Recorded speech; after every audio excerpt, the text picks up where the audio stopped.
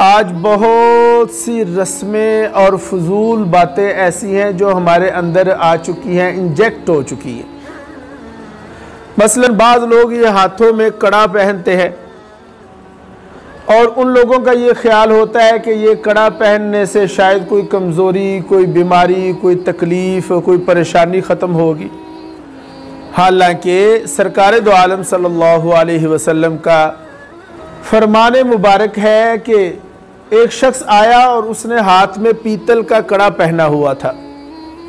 सरकार ने पूछा कि ये तुमने क्यों पहना? तो उसने अर्ज़ किया कि या रसूलल्लाह, ये बीमारी की वजह से, हाथ में कमज़ोरी की वजह से पहना।